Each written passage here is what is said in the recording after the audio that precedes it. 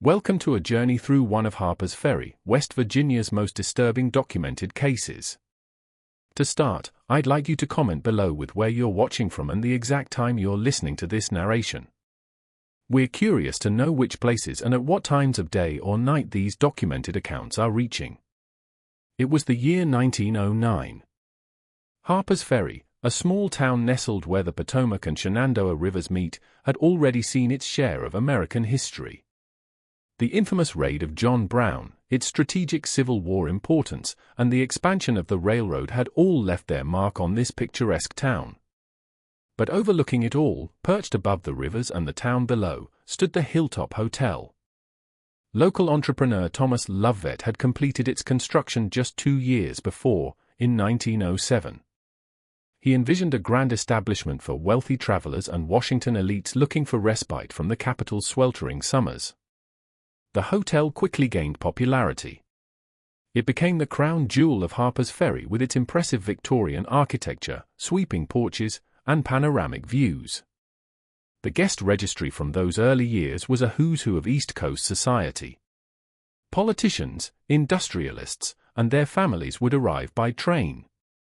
Local porters would carry their steamer trunks up the steep path to the hotel. Room rates began at $2 per night, a considerable sum in 1909 that guaranteed a certain caliber of clientele. But on October 17, 1909, something occurred at the Hilltop Hotel that would cast a long, dark shadow over the establishment. The Jefferson County Register reported that a guest, 42-year-old Mrs. Eleanor Blackwood from Baltimore, had seemingly vanished from her third-floor room overnight.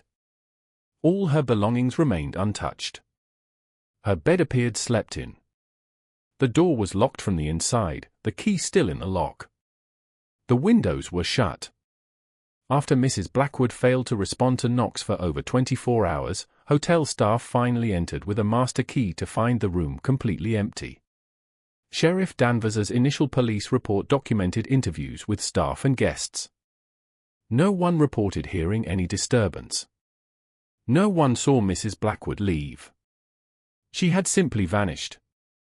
Most puzzling was the note found on the writing desk. "The walls are too thin here. I can hear them all breathing. They know I'm listening." Her husband, who arrived the following day, verified the handwriting as Mrs. Blackwood's. What makes this case particularly unsettling isn't just the inexplicable disappearance, but what followed. In the weeks after Mrs. Blackwood vanished, 3 more guests reported strange occurrences in their rooms, items moved, personal belongings rearranged, and, most disturbing, the sensation of being watched while they slept. The hotel manager's log, discovered decades later during renovations in 1964, documented these complaints. The hotel's owner, Thomas Lovett, dismissed these concerns publicly. In a statement to the Harper's Ferry Gazette on November 2, 1909, he attributed the disappearance to Mrs. Blackwood having likely taken a pre-dawn walk and perhaps suffering a tragic accident on the steep paths around the hotel. He blamed the other complaints on the natural settling of a new building and the overactive imaginations of city folk unaccustomed to the sounds of country life. The Blackwood case was never solved. A body was never found. The local authorities, limited in resources and expertise, eventually filed it away as an unsolved mystery. Mrs. Blackwood's husband returned to Baltimore, and life at the Hilltop Hotel continued. At least, that's what the official record indicates. But the Hilltop's troubles were only beginning. What follows is an account compiled from hotel records, newspaper articles, personal correspondence, and interviews conducted between 1910 and 1968, when the last comprehensive investigation into the hotel's history was abandoned under mysterious circumstances. The Hilltop Hotel in 1909 was the epitome of Edwardian luxury in the American countryside.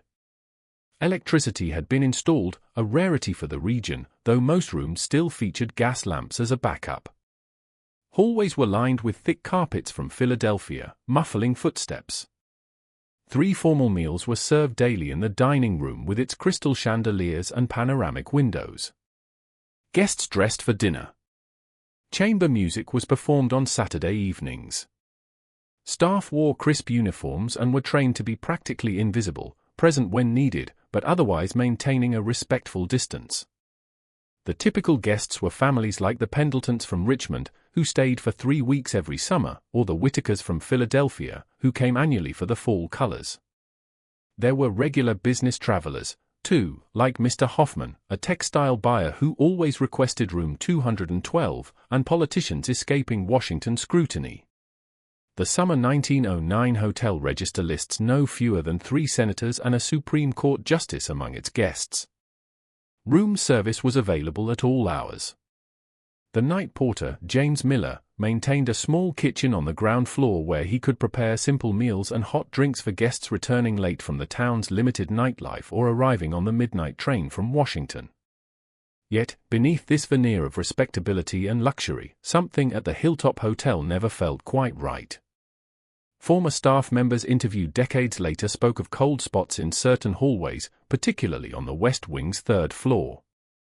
Housekeepers requested to work in pairs when cleaning rooms 307 through 312.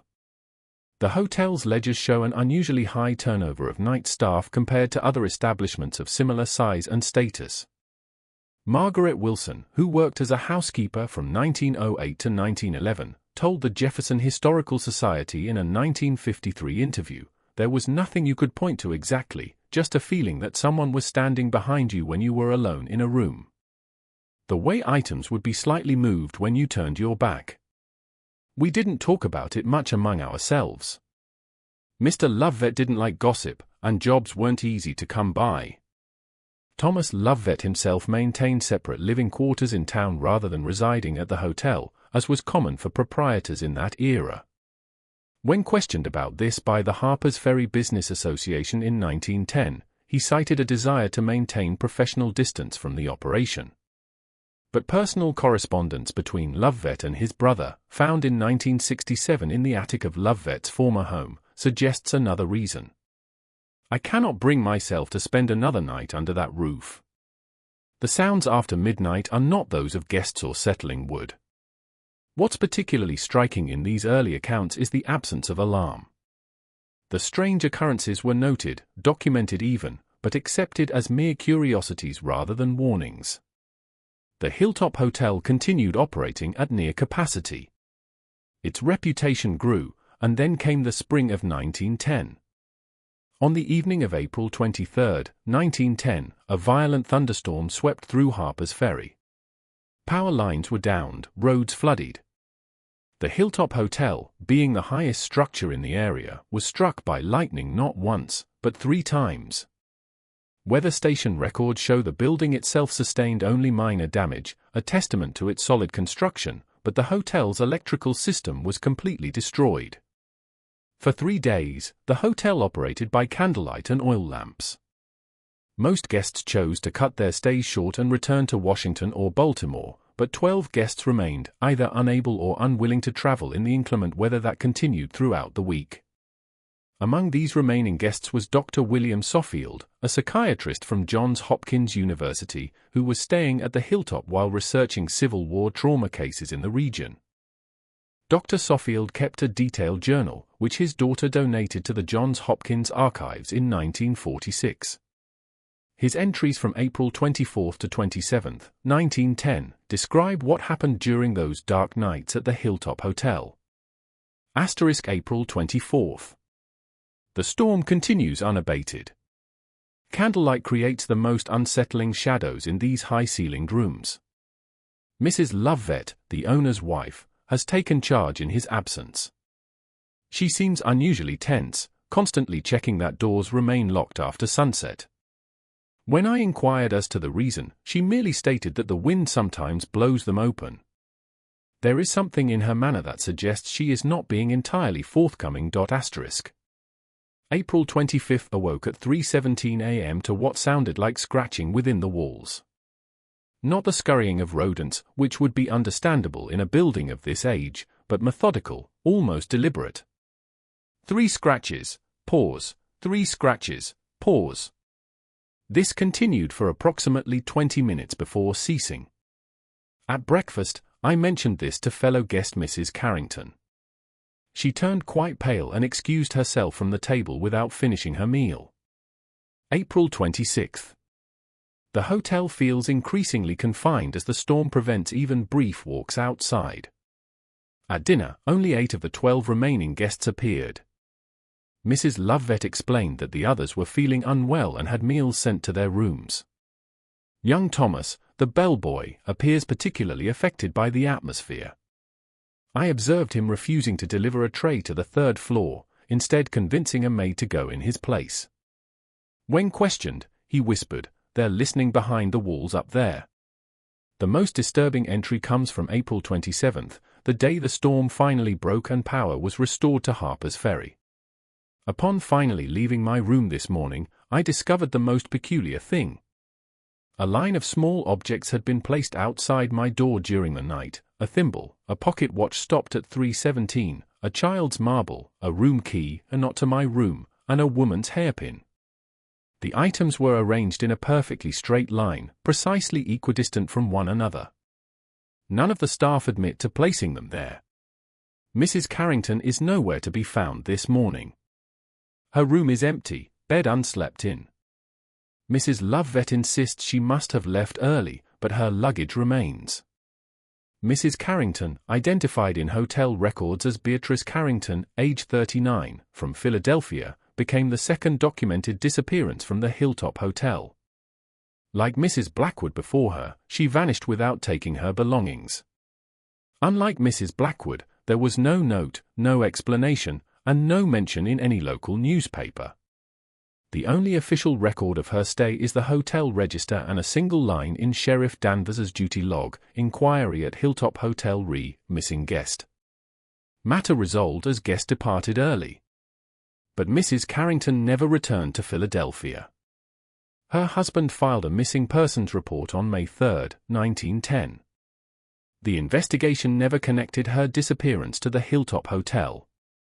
Instead, authorities in Philadelphia focused on her husband as the primary suspect, though no charges were ever filed due to lack of evidence. What happened during those dark nights in April 1910 marked a turning point for the Hilltop Hotel. Within weeks, staff began to resign. Guests reported being assigned to different rooms upon arrival than those they had reserved. Rooms were being moved away from the 3rd floor West Wing.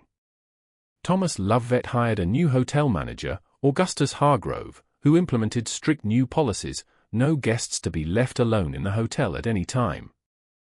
Minimum staffing of 3 employees overnight. All 3rd floor West Wing rooms to be used for storage rather than for guests. These measures were presented publicly as service improvements. Privately, in a letter to his brother dated June 17, 1910, Lovevet wrote, "The changes have stemmed the tide for now, no further incidents since we sealed off that section. Hargrove suggests we renovate completely, tear down walls to bare studs. The expense would be ruinous, but I fear the alternative may be worse." That renovation never took place. Instead, the hotel continued operating with certain rooms permanently unavailable to guests.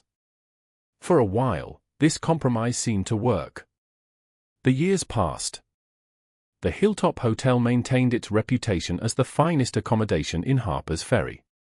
World War I came and went. Prohibition transformed the hotel's celebrated bar into a tea room that nevertheless continued serving alcohol in coffee cups to trusted guests. Through it all, the 3rd floor West Wing remained closed. Its rooms were used to store furniture, linens, and the accumulated detritus of hotel operations. Staff continued to avoid the area when possible. Housekeepers refused to enter alone. Maintenance was performed only during daylight hours and always by pairs of workers. These precautions became simply the way things were done at the Hilltop, passed down from experienced staff to new hires without detailed explanation. From 1910 to 1926, no unusual disappearances were recorded at the hotel. The sealed rooms seemed to contain whatever presence had disturbed the establishment. But the hotel's guest registers from this period, preserved in the Jefferson County Historical Archives, show a curious pattern. Guests who stayed in rooms directly below the sealed section often checked out earlier than planned. Their reasons, when noted, were invariably vague: family emergency, business matter requiring attention, sudden illness. The hotel's financial records from this period show a gradual decline in profitability despite steady occupancy rates. Maintenance costs increased dramatically year over year, with particular emphasis on plumbing and electrical work in the central and western sections of the building. A notation in the 1922 expense ledger reads, "replace ceiling room 212, water damage from above. Source unidentified as third-floor rooms unoccupied and pipes shut off." Thomas Lovevett's personal diaries from these years, discovered in 1964 during the estate sale following his granddaughter's death, reveal a man increasingly obsessed with the hotel, yet reluctant to visit it. Entries mention weekly meetings with manager Hargrove, always taking place in Lovevett's town office rather than at the hotel itself. His last recorded visit to the property was for a Christmas staff dinner in 1918, which was held in the detached carriage house rather than the main building. One particularly revealing entry from February 1924 reads, "Hargrove reports the sounds have returned. Guests in 214 and 215 complained of conversations overhead despite those rooms being vacant. I've authorized additional soundproofing. We cannot afford another incident. Not after Blackwood and Carrington. Certainly not after what happened to Miller." This reference to Miller, presumably James Miller, the night porter mentioned earlier, is the only indication in any record that something may have happened to him. Employment records show he ceased working at the hotel in November 1911, but no reason is given. No death certificate exists in Jefferson County records. No further mention of him appears in any known document until this cryptic diary entry 13 years later. The precarious equilibrium at the Hilltop Hotel ended abruptly in the winter of 1926. On the night of January 17, a date that would later prove significant, a fire broke out in the hotel kitchen. The blaze was quickly contained and extinguished before it could spread beyond the ground floor. No guests were injured. Property damage was minimal and limited to the kitchen and adjacent storage areas. The event would have been a mere footnote in the hotel's history if not for what the fire revealed. When Fire Chief Walter Simmons conducted his inspection the following morning, he insisted on checking the entire building for any hidden hot spots that might reignite.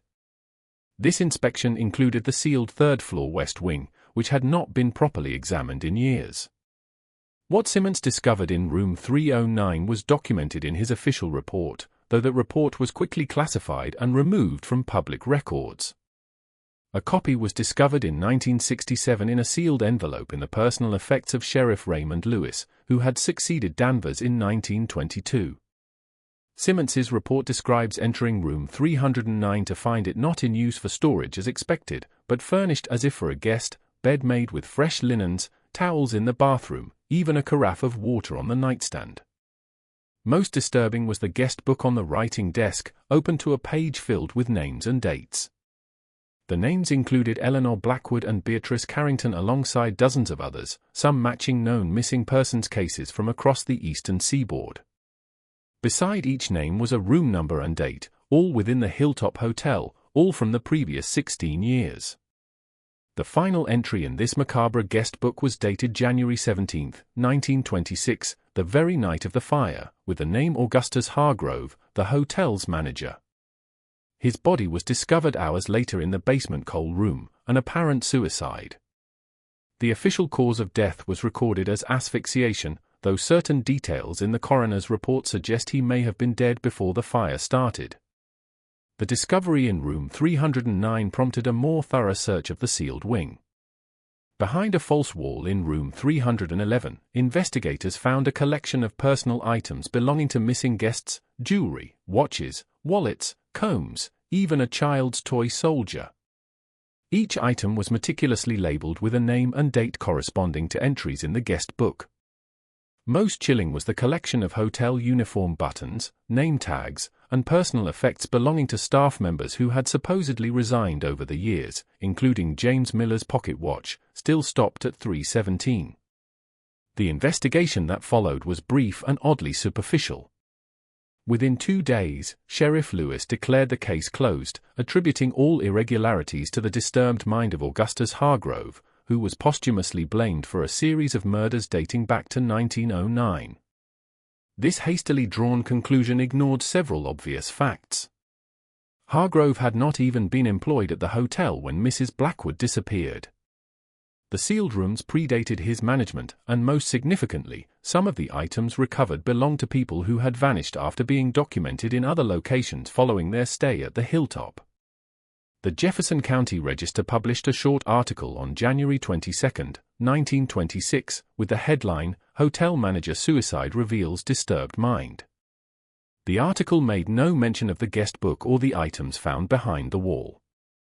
3 days later, the newspaper printed a retraction even of this limited information, citing factual inaccuracies without specifying what they were. Thomas Lovett sold the Hilltop Hotel in February 1926 to Eastern Hospitality Group, a company based in New York with no previous ties to Harper's Ferry. Lovett left town shortly thereafter, reportedly moving to Florida. No forwarding address was ever recorded. The hotel closed for renovations on March 1, 1926, with all staff dismissed with 2 weeks severance pay and strict confidentiality agreements, copies of which were found in 1968 in the Jefferson County Courthouse archives. When the Hilltop reopened in June 1926, it had been completely remodeled. The third floor had been reconfigured with the west wing eliminated entirely and converted into an expanded attic space. Room numbering throughout the hotel was changed. New staff was brought in, none of whom had previously worked at the establishment. The hotel's past was quite literally papered over. For the next 3 decades, the Hilltop Hotel operated without reported incident. Its history from 1909 to 1926 faded from public memory, preserved only in scattered records and the fading recollections of Harper's Ferry's older residents.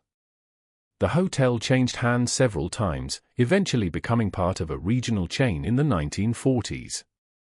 Tourism to Harper's Ferry declined during the Depression and World War II, but rebounded in the post-war years as Americans took to the roads for vacation travel. In 1957, a young historian named Martin Crenshaw arrived in Harper's Ferry to research a book on the area's Civil War history. While examining property records at the county courthouse, he stumbled upon references to Sheriff Lewis's sealed files regarding the Hilltop Hotel. Intrigued by this footnote, Crenshaw began asking questions around town. Most longtime residents refused to discuss the matter. Those who did speak offered only vague warnings or quickly changed the subject. Undeterred, Crenshaw checked into the Hilltop Hotel in October 1957, requesting a room on the second floor, directly below where the sealed west wing had once been. According to hotel records, he stayed for 3 nights before checking out suddenly, leaving behind several books and a notebook in his room. The notebook, preserved by a curious housekeeper who later provided it to investigators, contains increasingly agitated entries. October 12, 1957.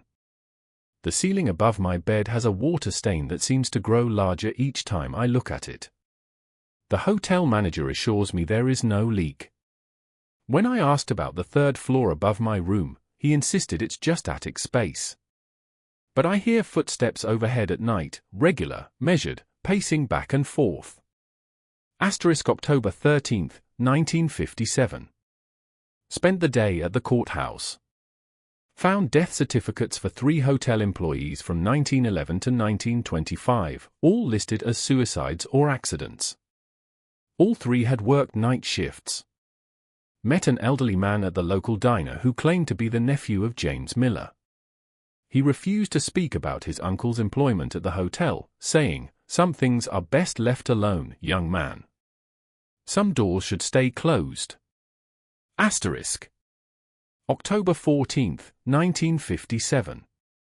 3:17 a.m. woke to scratching sounds in the walls. 3 scratches, pause, 3 scratches. Turned on all lights. The sound stopped immediately. When I pressed my ear to the wall, I could hear what sounded like whispering, too faint to make out words. I must be imagining things due to all these old stories. The final entry, dated October 15, 1957, reads simply, "They're in the walls. They know I'm listening." I have to get out now. Crenshaw checked out that morning and returned to his home in Baltimore. He abandoned his research on Harper's Ferry and reportedly suffered a nervous breakdown several months later. In a 1962 interview with a paranormal investigation journal, the only time he spoke publicly about his experience, Crenshaw stated, "I don't believe in ghosts. I don't know what was in that hotel, but it wasn't something that had died. It was something that had never been alive in the way we understand life." Martin Crenshaw's experience might have remained an isolated incident if not for what happened in the summer of 1964. The Hilltop Hotel, now owned by Mountain View Resorts Incorporated, was undergoing its first major renovation since 1926. During the removal of attic walls to install updated air conditioning, workers discovered a space that didn't appear on any building plans. A sealed room accessible only through a small crawl space behind what had once been room 309. The construction foreman, David Wheeler, documented the discovery in his daily log, "Unusual space discovered during demolition. Approximately 10 feet by 10 feet. Appears to have been deliberately walled off during previous renovation. Contains a single chair facing the corner. Walls covered with writing. Same phrase repeated hundreds of times, they check in but they don't check out. Writing appears to be in different handwritings and different materials, pencil, ink, what looks like blood in some places. Informed management, told to seal it back up immediately. Bonus offered for crew's discretion." Wheeler took photographs before resealing the room. These photos, along with his log, were submitted to the Jefferson County Historical Society in 1968 as part of his personal papers following his death from a heart attack. The Society's archivist at the time, Eliza Montgomery, recognized the significance of the discovery and attempted to launch a more thorough investigation of the hotel's history. Montgomery spent months compiling records, hotel registers, employment records, police reports, newspaper articles, personal accounts, creating the most comprehensive picture of the Hilltop's troubled past. She tracked down former employees, including Anna Pearson, a housekeeper from 1922 to 1926, who provided the most disturbing testimony yet. "We all knew about room 309, Pearson stated in a recorded interview from May 1968. "We called it the listening room. Mr. Hargrove would spend hours in there alone. Said he was taking inventory, but there was nothing to count in there. Just that chair and his book. Sometimes we'd hear him talking like he was having a conversation, but he was always alone when someone checked. After a while, we just learned not to go near that wing unless we absolutely had to, and never after dark." When asked about the items found behind the wall in 1926, Pearson became agitated. "Those weren't the only things in the walls. There were spaces, hollowed-out spaces where something could stand or crouch in the walls between rooms. That's where the sounds came from. The scratching, the whispering. They weren't in the rooms. They were between them, watching, listening through little holes drilled in the wallpaper. You'd only notice if you knew where to look." Montgomery's investigation came to an abrupt end in November 1968. According to Jefferson County Sheriff's Department records, she arrived at the Hilltop Hotel on November 17 with a photographer and permission from the current manager to examine the attic space identified in Wheeler's log. The hotel was closed for the season with only minimal maintenance staff present. Neither Montgomery nor the photographer, Robert Hayes, ever emerged from the hotel. When staff went to check on them after several hours of silence, they found the attic access open, but no sign of either person. Their car remained in the parking lot. Their camera equipment was found neatly arranged at the foot of the attic stairs, untouched and unused. The search for Montgomery and Hayes lasted 3 days and involved local police, fire departments, and volunteer search parties. No trace of either person was ever found. The official report concludes, no evidence of foul play, no sign of struggle or forced entry-exit. Individuals likely left premises by unknown means for unknown reasons. Following this incident, the Jefferson County Historical Society sealed all records relating to the Hilltop Hotel. The documentation remained inaccessible until 1996, when a Freedom of Information request from an anonymous researcher finally brought them to light. By then, the hotel had been closed permanently, a victim of changing travel patterns and declining interest in the once popular resort area. The building itself still stands, though it has been abandoned since 1976. Periodic efforts to restore or repurpose the structure have all failed, with developers citing prohibitive costs and structural issues as reasons for abandoning their projects. Local rumors suggest other reasons: construction crews refusing to work after dark, unexplained accidents, tools and materials disappearing. A final curious epilogue to this story emerged in 2007, when a former night auditor for the hotel during its final years of operation published an anonymous account online. This individual claimed that the hotel maintained a separate registration system for certain rooms, a paper ledger kept in the manager's office rather than the modern computerized system used for most guests. Every month, like clockwork, we would get reservations for specific rooms, the account states. Always the same pattern, one night only, always paid in cash, always checked in after midnight. The names were different each time, but the rooms were always the same ones, directly below where the old West Wing had been. We were instructed never to disturb these guests, never to provide housekeeping during their stay, and never to check the rooms until at least noon the day after their scheduled checkout. The strangest part was that I never actually saw these guests arrive. The reservations would be in the book, the keys would be taken from their hooks, and in the morning, the keys would be returned to the front desk. But the rooms, when checked later, always showed signs of occupancy: beds unmade, towels used, water glasses empty. And there was always the same thing written on the hotel notepad: "Thank you for your hospitality. See you next month." 317. Whether this final account is authentic or merely another embellishment in the Hilltop Hotel's legend remains uncertain. What is documented, however, is that on the 17th day of each month from the hotel's closing in 1976 until at least 1988, someone placed a bouquet of dried flowers at the property's gate. Each bouquet contained the same composition: white lilies, black roses, and a sprig of rosemary for remembrance.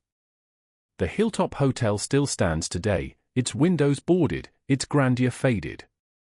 From a distance, it maintains the dignified appearance of an aging dowager, revealing nothing of its secrets. But locals still avoid the property after sunset. Hikers on nearby trails report the sound of scratching coming from the building, even on windless days. And longtime residents of Harper's Ferry share a common warning with visitors interested in the old hotel: they checked in, they never checked out, and they're still listening. Some doors, once opened, can never truly be closed again. Some histories, once forgotten, find ways to be remembered. And in the walls of the Hilltop Hotel, something still waits. Patient, attentive, and always listening. In 1965, a doctoral student named Catherine Wheeler from Georgetown University discovered a series of letters in the university archives exchanged between Thomas Lovevet and Dr. William Soffield following the latter's stay at the Hilltop in 1910. These letters, never catalogued properly and thus overlooked for decades, shed additional light on the hotel's mysteries. In a letter dated May 30, 1910, Soffield wrote, "My dear Mr. Lovevet, I must inquire whether you have given further thought to my observations regarding the acoustical anomalies in your establishment. As I mentioned during our conversation before my departure, the architectural configuration of the West Wing creates what might be termed a whispering corridors, spaces where sound travels in unusual and potentially disturbing ways. This phenomenon, while scientifically explicable, could account for many of the unsettling experiences reported by your guests." Lovevet's response, dated June 7, 1910, reveals a man grasping for rational explanations. "Your theory regarding the acoustic properties of the hotel's construction has provided much-needed peace of mind. I have consulted with an architect about modifications that might address these issues without requiring extensive reconstruction. In the meantime, we have implemented your suggestion about reclassifying certain rooms. I cannot thank you enough for providing a scientific explanation for what some of my more superstitious staff had attributed to less natural causes. but Soffield's final letter in the sequence, dated August 12, 1910, suggests his scientific explanation was offered more as comfort than conviction. I am pleased my acoustic theory has provided some reassurance. However, I feel compelled to add a word of caution. While architectural anomalies may explain some of what occurs in your hotel, they cannot account for all that I experienced during those dark nights in April. There are sounds that have no source, Mr. Lovevet. There are whispers that form no words any human tongue has spoken, and there are things that listen from places where nothing should be able to hide. I will not be returning to the Hilltop Hotel. For your own well-being, I suggest you consider divesting yourself of the property entirely. Wheeler's discovery might have led to renewed academic interest in the Hilltop case, but her research notes end abruptly in November 1965. A notation from her faculty advisor indicates she withdrew from the university for health reasons and did not return to complete her dissertation. The final documented investigation into the Hilltop Hotel's history occurred in 1968, led by Professor James Latimer of Columbia University's Department of Paranormal Psychology. Unlike his predecessors, Latimer approached the hotel's mysteries from a psychological rather than historical or supernatural perspective. His hypothesis, outlined in grant applications and research notes, was that the Hilltop represented a case of location-specific mass hysteria, a site where suggestion and expectation created a cycle of perceived supernatural experiences. Latimer and two graduate assistants spent 5 nights in the hotel in August 1968, using early electronic equipment to record ambient sounds, measure temperature fluctuations, and document their own psychological responses to the environment. Their preliminary findings, submitted to the university in September 1968, indicated multiple anomalies that defied conventional explanation. Audio recordings from room 212 captured whispered conversations that none of the research team heard during the recording session. Spectral analysis indicates at least 3 distinct voices speaking in what appears to be early 20th century American English dialects. Most phrases are unintelligible, but recurring statements include, "They're writing it down, he can hear us now," and 317 is coming. Temperature mapping revealed consistent cold spots in specific locations, all corresponding to spaces where walls between guest rooms would have contained plumbing or electrical chases. These temperature variations cannot be explained by ventilation patterns or structural features of the current building configuration. Most concerning are the consistent psychological effects reported by all team members, sensations of being observed, particularly while sleeping, vivid dreams featuring hotel corridors and rooms not present in the current building layout, and an increasing reluctance to enter certain areas of the hotel as the investigation progressed. Latimer planned to return in December 1968 with additional equipment and personnel. This return visit never occurred. Instead, the university archives contain a brief memo dated November 20, 1968, Hilltop Hotel research project terminated due to disappearance of local collaborator E. Montgomery and assistant R. Hayes during preliminary site investigation. All materials collected to be sealed pending review. The sealed records from Latimer's truncated investigation remained inaccessible until 2001 when they were included in a mass digitization of university archives. By then, Latimer himself had long since abandoned paranormal research, becoming instead a respected cognitive psychologist specializing in trauma and memory. When contacted by paranormal researchers about his early work at the Hilltop, his standard response was a form letter stating he no longer discussed that period of his career and suggesting that youthful academic enthusiasm often leads down questionable research paths best left unexplored. What makes the Hilltop Hotel case so enduring is not just the documented disappearances or strange occurrences, but the pattern of investigation itself. Each researcher who delved into the mystery either abandoned their work abruptly or disappeared while conducting it. This pattern created a self-perpetuating silence, as each interrupted investigation left questions unanswered and warnings unheeded. The hotel's current state of abandonment serves as a physical manifestation of this unresolved history. Ownership of the property has changed hands multiple times since the 1970s, but no development plans have progressed beyond initial permits. The most recent attempt in 2008 ended when the development company declared bankruptcy after spending millions on plans and preliminary site work without ever breaking ground on actual construction. Local records indicate that engineering surveys have consistently identified structural issues requiring extensive remediation before renovation can proceed. Yet independent assessments have found the building's basic structure remarkably sound for its age. The stone foundation and main support beams show little deterioration despite decades of neglect. What keeps the Hilltop Hotel standing empty on its promontory above Harper's Ferry seems to be not physical decay, but something more intangible, a reluctance to disturb whatever remains within its walls. As one local contractor put it in a 2010 interview with the Jefferson County Historical Society, some buildings want to be restored. This one doesn't. You can feel it when you're inside. It wants to be left alone with whatever it's keeping in there. Perhaps the most disturbing aspect of the Hilltop case is how effectively it has been erased from official history. Despite multiple disappearances, documented investigations, and decades of unexplained phenomena, the hotel rarely appears in books about America's haunted locations or paranormal hotspots. Local tourism materials mention it only as a historic hotel currently awaiting restoration. Online searches yield primarily architectural information and occasional references to its early prominence as a luxury establishment. This silence extends beyond public records to private conversations. Residents of Harper's Ferry, when asked about the hotel by visitors, tend to provide only minimal information about its current abandoned state. Some claim this reticence stems from concern about property values or tourism impact. Others suggest a more visceral reason.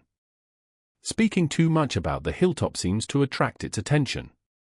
"My grandmother worked there as a girl," one elderly resident told a local historian in 2012. "She would never talk about it except to say one thing: what listens never stops listening. That's all she would say. Change the subject if you asked more. Took whatever she knew to her grave." In a filing cabinet in the Jefferson County Sheriff's Department, there is a folder labeled simply Hilltop, Ongoing. According to departmental records, this file has existed in some form since 1909, maintained through generations of sheriffs, despite official policies regarding case closure and record archiving. The current contents of this file are not publicly accessible, but former deputies report that it contains one consistent document, a monthly incident report, noting the date, time, 3:17 a.m., and the simple entry, sound check, negative. This routine check, conducted on the 17th of each month, has no official explanation in departmental procedures. It is simply done, logged, and filed away. A ritual maintained for over a century by officers who often don't know its origin, but understand somehow that it must be continued. The final documented visitor to enter the Hilltop Hotel was urban explorer and photographer Daniel Merritt, who broke into the building in June 2014 to document its deteriorating grandeur. Merritt's photographs, posted to his blog, show peeling wallpaper, elegant fixtures thick with dust, and sunlight streaming through gaps in boarded windows. His written account describes a building frozen in time, preserved in its abandonment like an insect in amber. The last images in Merritt's photo series show the attic space, the area that had once been the third-floor west wing. The final photo, timestamped 3:16 p.m., shows a narrow corridor ending at a blank wall with no visible door or access panel. The caption reads, "Dead end in the attic. Strange scratching sound coming from behind this wall. Probably raccoons or squirrels." There is no photo. Timestamped 3:17 p.m. Merritt's blog was never updated again after this post. His car was found in the hotel parking lot 3 days later. Like others before him, Daniel Merritt was never found. The Hilltop Hotel stands empty today, its windows like vacant eyes gazing down at Harper's Ferry. On quiet nights, locals say you can sometimes hear scratching sounds carrying on the wind. 3 scratches, pause, 3 scratches.